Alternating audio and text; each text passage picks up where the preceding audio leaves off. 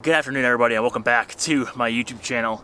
And since it is now the beginning of summer here in Colorado, I'm going to be out doing a lot of backpacking and camping with my landscape photography gear and doing landscape photography here in the very near future. I thought I'd do a video going over all of my landscape photography gear for backpacking, camping, backcountry, and hiking. So this is my backpacking bag. I have everything kind of packed up in it right now as if I were going on a backpacking trip, and I'm going to kind of take it all apart and go over everything that I have and all the gear I use. Yeah, let's jump right into it.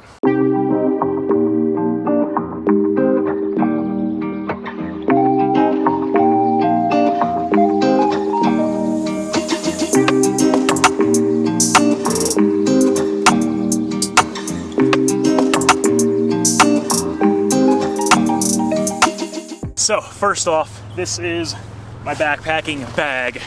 This is an Osprey Rook 65 liter backpack in navy blue, which I kind of like the color more than black.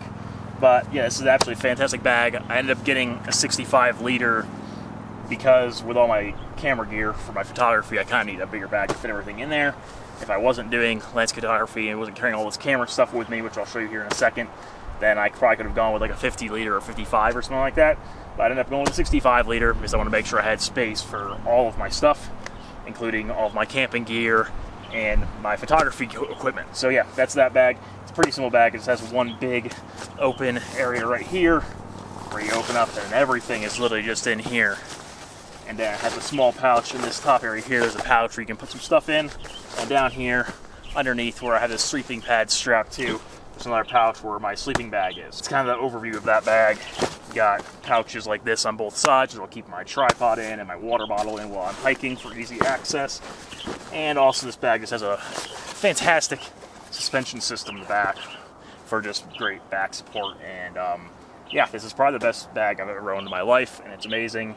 And I even took it traveling with me too, like on airplanes and stuff when I went to Mexico last month. So definitely mostly for my backcountry camping and stuff, but I have used it for traveling as well, and it worked pretty well. So yeah, that is the backpack that I'm using currently for my backpacking trips for landscape photography, the Osprey Rook 65 in navy blue. First things first, here, if you open to the top, there's gonna be all my camera stuff. So I have two little f-stop ICUs that I keep all of my camera gear in, which is 2 cameras and 4 lenses and some filters and stuff like that, a microphone. If you want more information about what I use for landscape photography, I do a video on my channel, which I'll put above or something like that. You can go watch, which is all about my landscape photography gear for 2021. But that's everything that's in here. The 2 f-stop containers hold all of my camera stuff and lenses and filters and all of that. First thing I pull out of the bag for camping stuff is going to be my tent. This is an REI Quarter Dome SL1, which is just a one-person tent. It's quite a small tent, but honestly, when I used it last year for myself, it was big enough for me and my bag to fit in there, but like literally nothing else would have fit. This is like an ultra lightweight backpacking backcountry tent. Like it even says like the weight on here, it weighs 1 pound 15 ounces, so just under 2 pounds this tent weighs. Now the footprint that you put underneath it is actually extra, which I think the footprint maybe weighs like 4 ounces or something. So with the tent and the footprint, then it weighs a little over 2 pounds. So basically 2 pounds for the tent. I went for an ultra lightweight tent for a reason, because I didn't want to be carrying a lot of weight with me, and this tent has been fantastic for that. Obviously they are a bit pricey. I think this tent runs about $300 US, and the footprint is also probably another like 40 bucks or something like that. So you're definitely in about, you know, over $300 for this setup, but I definitely splurged pretty hard on the tent because I wanted to make sure I had something good. The next thing I want to talk about here are my sleeping pads. And the thing is, I actually have 2 separate sleeping pads that I use for not only backcountry camping, but also like car camping and stuff. And I actually just started with the one, and then I'm going to talk about why I bought another one. But the first one I have here is just strapped on the bag on the front here. And it's just a foam pad that folds up, and it's very lightweight. It's a Thermarest Z Lite. Now this is the first pad that I bought, and as you can see, it like unfolds like that. I was kind of hoping that this thing was just going to be enough just using this pad, but although it's kind of nice to have, it's a nice foam pad and it's very well insulated, it just wasn't enough padding for me to get like a comfortable midnight sleep. So I only used this like my first couple trips I went on, I used only this, and I guess it did work and I slept, but it just wasn't quite enough padding for me. Now I ended up getting this thing on sale for like $35 or something like that, I think, for REI.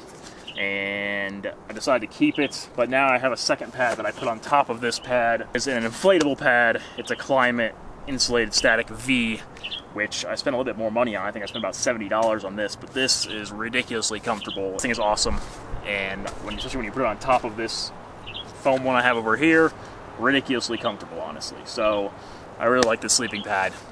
It served me very well so far, and it has a really good R value too, and I imagine if you combine that with this, you could probably sleep in some pretty cold temperatures and still stay warm. I've never gotten cold with it yet, and honestly, you know, it's summertime, even up in the mountains here in the summertime, it gets pretty cold at night, definitely around freezing. Even in the middle of summer, the lows are still quite cold, so you want something that has some insulation in it. The next thing that I keep down here in this bottom pouch of my backpack, if I unzip that, it really just is very snug fit in here. But this is my sleeping bag. So this is a sleeping bag with 3.5 pounds, or something like that, 3 pounds, so not very heavy. This is the Kelty Cosmic Synthetic 20 degrees Fahrenheit bag. This is the long one, so I am pretty tall. I'm like 6 feet tall, so I needed to get the longer one so I would actually fit in it. I got this one, which is a bit cheaper. I think I paid like $130 for this one directly from Kelty's website. Much more to say about that. I've used it backpacking, I've used it car camping, tent camping. It's been great. So yeah, another thing I found in here is just an insulated puff jacket, a lightweight one. I actually really recently just picked this up, and although it's not like a full-on winter jacket, it's gonna be great for in the morning when you get up and it's still a bit chilly outside, because you might get up and it could still be around freezing outside when you first get up. If you're going for sunrise to take photos, which I often do when I'm backpacking, it's just great to have a lightweight puff jacket in the bag that I can put on in the morning when it's chilly, or in the evenings as well. So now I actually only have a few more things that I need to go over. I really don't have that much gear to go backpacking with, and honestly you just don't need that much to sleep pretty comfortable out there. So I showed you like the major things: my backpack, my sleeping pads, my sleeping bag, tent. Those are like the big, really important things. There are a couple other smaller things that are also very important to have. The first things that I use, which I mean honestly don't need to have these, but I like to be able to keep my electronics charged when I'm out camping. So these are just 2 power banks, which I can charge my phone with, so I can use GPS when I'm out there, because you don't really want to be getting lost. So I can keep my phone charged, so I have access to Google Maps and everything offline. And also when I charge like my camera batteries and stuff, I can fully charge these up, and then I can get a few chargers out of these. So those are good to have. Next thing I have would be a headlamp, which is just a Petzl headlamp. This thing's fantastic, not a whole lot else to say about it. It's just, it works, and you know, when it's dark outside, maybe you need to go out and do something you want to be able to see, or if you're hiking in the dark after a sunset or before a sunrise or something, you want to have a headlamp. Another thing, this is a inflatable ultra lightweight pillow for backpacking. So I've actually only used this once, because I just bought it at the end of the winter. Actually, I didn't have it last season, but I'm super happy with this one. It's called an Outdoor Vitals camping backpacking pillow, inflatable. So yeah, that's a nice one. So the last thing I want to show you that I have, that I think is maybe one of the very most important things you have, is a water filtration system for filtering water while you're out backpacking, because I don't want to have to carry gallons of water with me up the mountain, because it's like way too heavy and also takes up a lot of space. So I don't only bring enough water to last me, generally enough water to get to where I'm going, and then I can always filter more water when I get out there. And I generally will do a lot of research to make sure there's obviously places to access water. And up here in Colorado, there are literally lakes and streams and rivers everywhere, so you're not gonna have a hard time finding water out here. Or hiking in the mountains, you can always find fresh mountain water and just filter it. This is a Sawyer squeeze water filtration system. This thing's been amazing. I used it all season last summer. So you just take one of these 32-ounce pouches they give you, you fill this up with water from wherever your water source is, then you screw it onto here. This is the filter, and once you screw that on, you just run the water through it, and you get fresh, clean, drinkable water out of it. And I'll use that to drink straight out of sometimes, or just fill up my water bottle over here with it, and that works really well. So yeah, I'm absolutely couldn't be more happy with this system, and it only costs like, I want to say like $32 US, something like that. So fantastic deal, and it's honestly a lifesaver. Like, you would die without water, so you kind of have to have this. Honestly, that's pretty much it, at least for general stuff you need for every single backpacking trip you go on.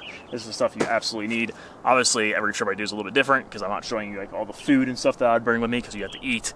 So that would be a whole extra small bag I'll fill up with food depending on how long I'm staying, which I generally only do like 1 or 2 nighters, so you're not bringing a ton of food with you. But yeah, other than food and stuff, that is pretty much everything. Anyways, thank you for watching. If you did enjoy this video, want to see more videos about me actually going out into the backcountry and taking landscape photos, then subscribe to my channel down below and leave me a comment and let me know what you think. If you do some backpacking, then of course, yeah, let me know what kind of gear you like using and what you think about some of this gear I'm using. Thank you for watching. I'll see you guys in the next video.